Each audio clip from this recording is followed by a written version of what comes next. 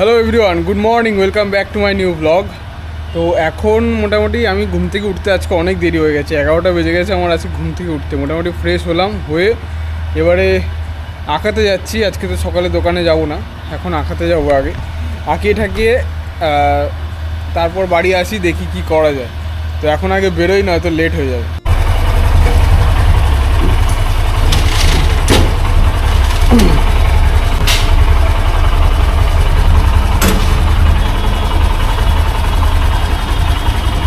গাড়িটা ধুই, দুদিনে নোংরা হয়ে যায়, ধুলো পড়ে যায়, কি বলবো।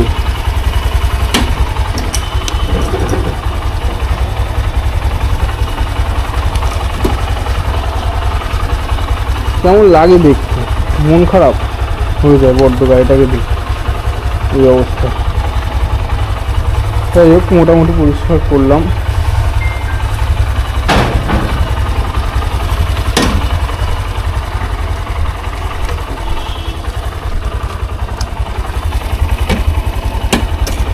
তো এখন আপাতত যাচ্ছি আমাদের এই রুম্পা দিদিমণির বাড়িতে, মানে যার কাছে আমি ছোটোবেলায় পড়তাম।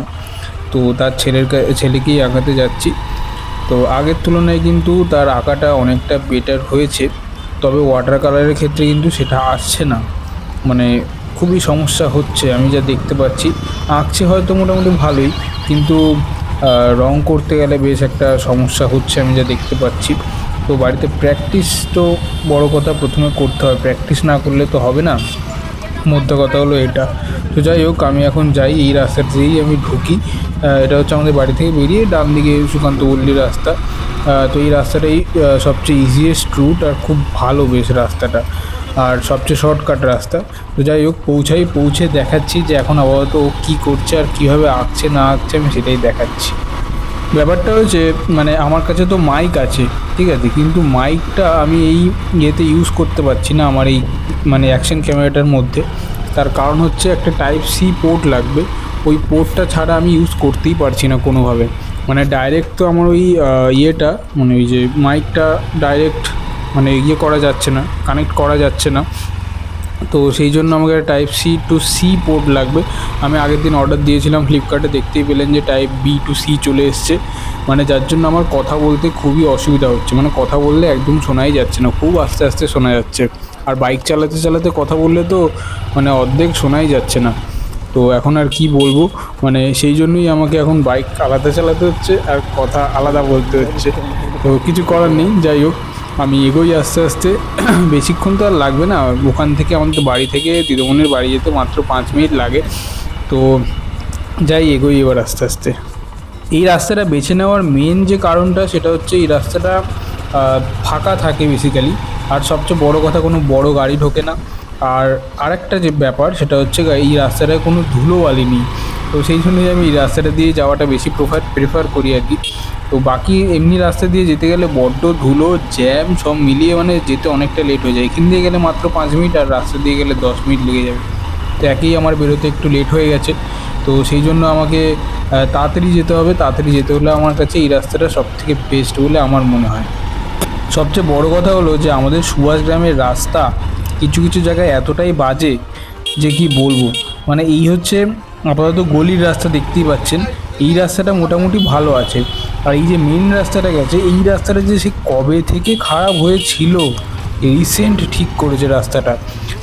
মানে এই রাস্তাটা আমার কাছে একটা মানে কি বলবো, এত বাজে রাস্তা ছিল, এখন তো দেখতেই পাচ্ছেন একদম ক্লিয়ার সুন্দর করে দিয়েছে, পিচ করে দিয়েছে রাস্তাটা। বেশি দিন হয়নি কিন্তু, মাত্র ওই 4-5 মাস হয়েছে ম্যাক্সিমাম। যাবেও হয়তো ওই আর এক্সট্রা 8-6 মাস 7 মাস যাবে, তারপরে এই 1 বছর 1.5 বছর যেতে যেতে রাস্তা আবার সেই আগের মতন হয়ে যায়, পুরো খারাপ হয়ে যায় রাস্তা। মানে বড় বড় যেহেতু গাড়ি লরি এসবগুলো ঢোকে, তো যার জন্য রাস্তাটা মানে বেশি দিন আর টেকে না, কয়েকদিনের মধ্যেই পুরো গজে যায়। আমি আপাতত যে রাস্তা ধরে এগোচ্ছি, মানে যেই গলিটা দিয়ে বেরোলাম সেটা ডান দিয়ে গেলে সোজা পেটুয়া, আর এই রাস্তাটা সোজা যাচ্ছে স্টেশনের দিকে। তো এই রাস্তাটা ধরেই এবার যাব দিদিমণির বাড়িতে, চলেই এসেছি প্রায়, আর 1 মিনিটের মধ্যে ঢুকে যাব। এই ডান দিক দিয়ে ঢুকে গেলেই চলে যাবো একদম আমাদের দিদিমণির বাড়িতে। কতক্ষণ লাগলো যেতে দেখুন, গল্প করতে করতে চলে এসেছি, একদম 4-5 মিনিটের মধ্যে চলে এলাম। তো যাই হোক, আঁকানোটা শুরু করি।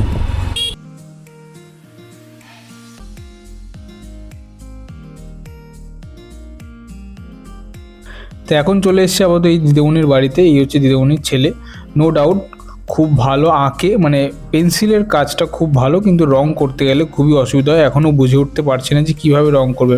আমি ভাবলাম একটুখানি, মানে এতদিন ধরে ওয়াটার কালার করছে, আমি ভাবলাম একটুখানি ভালো একটু আপগ্রেডেড রং করাই হয় কি না, পারে কি না দেখি। তো দেখলাম খুবই অসুবিধা হচ্ছে। তো কী আর করা যাবে, আস্তে আস্তে প্র্যাকটিস করলে আশা করি হয়ে যাবে। তো বাড়িতে এসেছি অনেকক্ষণ আগেই, এসে অনেকক্ষণ আগে বলতে ওই 2-2:30টার সময় ঢুকেছি বাড়িতে আঁকিটাকে। তো তারপর এত খিদে পেয়ে গেছে, সকালবেলা খাইনি কিছু, একটা বিস্কুট খেয়ে বেরিয়ে গেছি। তো এখন আপাতত বাড়িতে এলাম, এসে খাওয়া দাওয়া করলাম, খাওয়া দাওয়া করে এডিট করতে বসেছি। এই হচ্ছে এডিট, আমি দেখাই, এই যে এডিট চলছে। আর হচ্ছে সব বিছানাপাতি সব ছড়ানো রয়েছে। আমি কাজ করতে বসলে একটু এরকম ছড়িয়ে বড়িয়ে কাজ করতে বসি। তো যখন আবার উঠি তখন মোটামুটি গুছিয়ে দিয়ে যাই, মানে যখন সময় হয় তখন আর কি গুছিয়ে দিয়ে যাই, তাছাড়া গোছানো হয় না। একেবারে রাত্রেবেলা শোয়ার আগে গুছিয়ে ঘুমিয়ে পড়ি। তো এখন আপাতত এগুলো করে আবার আঁকাতে বেরোতে হবে। এখন বাজে হচ্ছে 4টে, 4:30 থেকে আঁকানো আছে। আমি এডিট শেষই হয়ে গেছে, আমি জাস্ট একটু মানে পুরোটা কমপ্লিট একবার দেখে নিচ্ছি সব ক্লিয়ার আছে কিনা, দেখে বেরিয়ে যাব। তো যাই রেডি হই, ততক্ষণে দেখতে দেখতে আমি মোটামুটি রেডি হয়ে গেছি, বেরোচ্ছি এখন আঁকাতে যাব। সব গুছিয়ে গাছিয়ে দিয়ে এসেছি। আমার এই ঘরের পেছনে বাইকটা রাখা থাকে, সেটাই নিয়ে এখন যাব। বাইকটা একদিন ধুই, পরের দিন নোংরা হয়ে যায়। আগের দিন ধুলাম পরিষ্কার করে, নোংরাটা জাস্ট দেখুন, নোংরাটা পুরো ধুলো জমে গেছে, পুরো ধুলো জমে গেছে, মনে বড্ড কষ্ট লাগে। তো যাই হোক, বেরোনো যাক, নয়তো লেট হয়ে যাবে। কটা বাজে দেখি, এখন বাজে হচ্ছে 4:03। এই যে 4:03 বাজে, 4:30টার মধ্যে আরামসে চলে যাবো। আমি চলে এসেছি আপাতত আঁকাতে। এর নাম হচ্ছে রুদ্রদীপ। তো এর সাথেও একজন করতো, যার নাম ছিল হচ্ছে অদ্রিজ। সত্যি আই মিস হিম। খুব ভালো ছিল বাচ্চাটি এবং খুব ভালো করতো, তার চেষ্টা খুব ভালো ছিল। তো তার মা যদি এই ভিডিওটা দেখে সত্যি হয়তো ভালো লাগবে, খুশি হবে যে কাজটা কিন্তু করতো ভালো। হ্যাঁ, বাড়িতে মাঝে মাঝে প্র্যাকটিস করতো, মাঝে মাঝে প্র্যাকটিস করতো না, সেটা বড় কথা নয়। বাচ্চা মানুষ খেলবে, কাজ করবে, এটাই বড় কথা। আর সবচেয়ে বড় কথা হলো যেটা, রুদ্রদীপের মায়ের টেনশন যে এই বাড়িতে একদমই কাজ করে না, আদৌ কি ভালো কাজ করতে পারছে কি পারছে না। আমি সত্যি কথা বলছি, খুবই ভালো কাজ করছে আগের তুলনায়। তো আঁকিটা গিয়ে চলে গেছিলাম দোকানে, মোটামুটি দোকানে আজকে ভালোই কাস্টমার হয়েছে। তো এখন চলে এসেছি আপাতত বাড়িতে, খাওয়া দাওয়া করছি। তো আজকের খাওয়া দাওয়াতে আছে হচ্ছে রুটি, সিম, আর ওদিকে শিং মাছ না শিঙি মাছ, যাই হোক। তো এর একটা শিঙি মাছের বেশ কিছু গল্প আছে, মানে আমি যেটা শুনলাম, শিঙি মাছের ভেতরে না একটা সরু রগের মতন থাকে। তো ব্যাপারটা হচ্ছে যে আমি যখন খাই তখন বলে বারবার যে এই মাছের ভেতরে রগটাকে ফেলে খাবে। আমি বললাম কেন খাবো ফেলে আমি?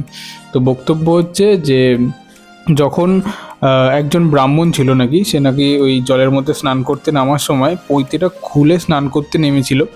তো তখন এই মাছ ওই পৈতেটাকে ভুলবশত খেয়ে ফেলে। তো যখন ওই পৈতেটা, মানে ব্রাহ্মণ পৈতেটা চায় মাছের কাছ থেকে, তখন মাছ বলে, না পৈতে এখন কি করে দেবো, খেয়ে ফেলেছি।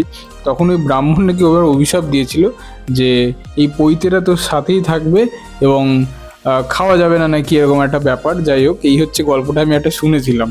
তো ব্যাপারটা হয়েছে, বাড়িতে তো চলে এসেছি, দোকানে আর কি দেখাবো, রোজ রোজ একই জিনিস, কাস্টমার আসছে যাচ্ছে। আজকেও মোটামুটি ভালোই হয়েছে। তো বাড়িতে এলাম, খাওয়া দাওয়া করলাম, খাওয়া দাওয়া করে এখন আপাতত একটু ফাইলগুলো যা যা আজকে ভিডিও হয়েছে সেগুলো ট্রান্সফার করে যদি ইচ্ছা হয় ভিডিও এডিট করব, না ইচ্ছা হলে ঘুমিয়ে পড়বো। কারণ কালকে সোমবার, কালকে সারাদিন ছুটি। তবে ছুটি হলে কী হবে, কালকে অনেক কাজ আছে। কালকে একটু সিন্ধুক আনতে যেতে হবে দোকানের জন্য, আরও যে কাজগুলো রয়েছে মনে হচ্ছে স্প্ল্যানেড যেতে হতে পারে।